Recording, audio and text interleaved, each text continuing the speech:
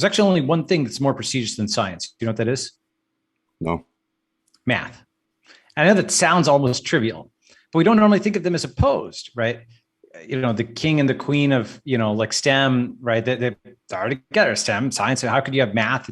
But one way of thinking about it is crypto economics is based fundamentally on math. It is based on the fact that we can go and download the Bitcoin blockchain and run a bunch of mathematical computations to verify all the past transactions. And same with the Ethereum blockchain.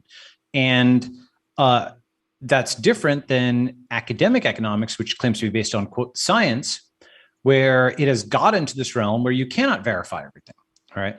And it's become this sort of priesthood, this prestigious priesthood.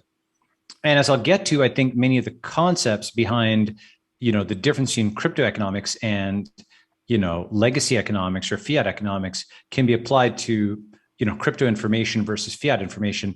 Are you taking some non-reproducible thing on faith, on the assertion, the fiat, of the state or of some state-associated institution?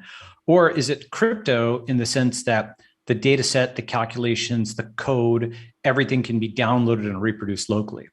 And this, by the way, is I'll return to these topics, but it's a long-running strand in Western culture that when the centralized thing is ossified and it is unresponsive, you break the glass and you decentralize. That's what Martin Luther did when he pinned the 95 Theses to the door of the church in 1517. He was saying the Catholic Church has become ossified. Actually, faith comes just through the Bible. And this was, we think of it as a theological thing, but it was also a political thing where he was decentralizing power away from the church to individuals. And, of course, began a whole conflict over who has the, authority or what have you.